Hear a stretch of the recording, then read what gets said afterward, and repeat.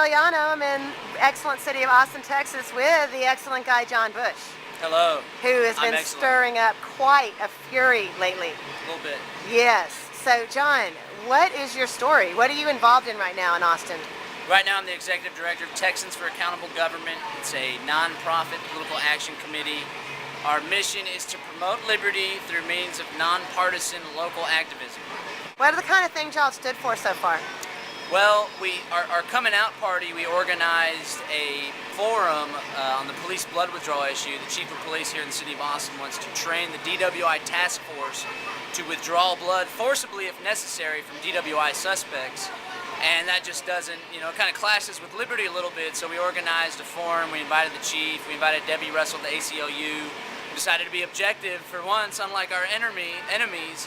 And we invited the head of the Mothers Against Drunk Driving, the executive director, Karen Heisride. Not to say that she's one of the enemies. How do you define enemy anyway?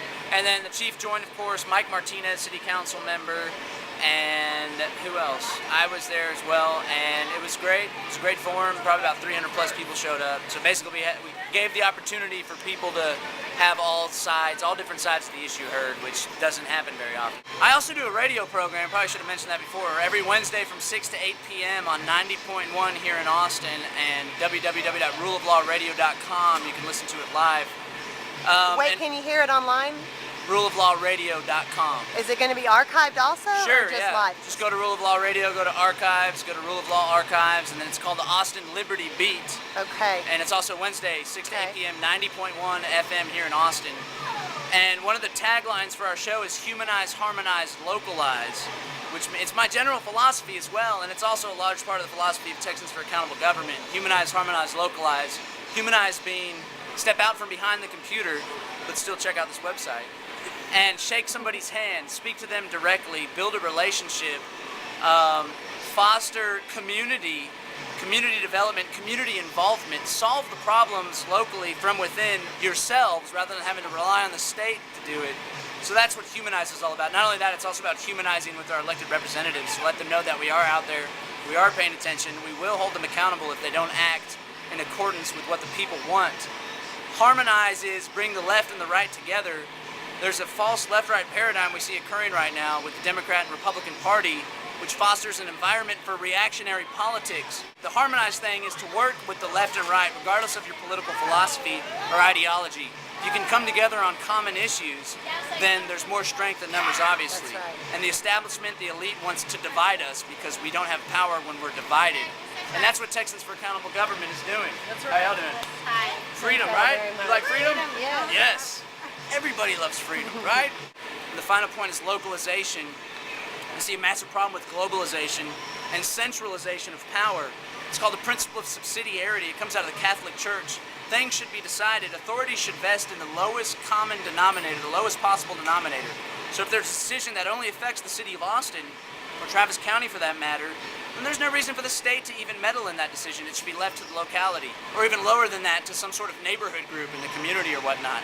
What happens and what the elite, what the establishment is pushing for, they're trying to establish a concentration of power in the very highest level, and in this case it's the international level. And what happens then is they are no longer accountable. Check our name, Texans for Accountable Government, when they're all that high up, because what, they got 8 billion people to deal with now that they're at this very highest level. So if we bring the authority and the power back to the very lowest level, then we as Americans, as human beings, will be able to have the most impact, and I believe we'll be able to act as most freely and liberally, and we'll be able to have foster liberty in our own environment because we're making the decisions rather than the special interests, the corporations, the globalists, the elitists making decisions at the top level.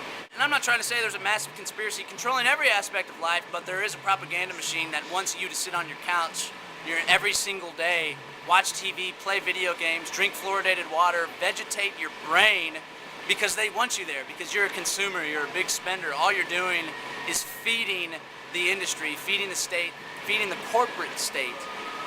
Whenever you get involved, like I've done, like Ann's done, like many other people you're seeing get involved and take a stand, like Martin Luther King did, you're a threat to the establishment. And people that are willing to take advantage of other people and take advantage of the state and take advantage of people's good nature in order to further their own ends. That's the problem.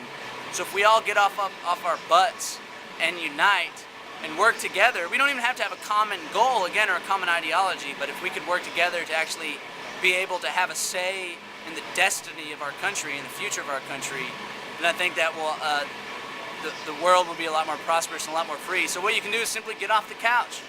Stop. You know, it's not about just being the biggest Joe on the block.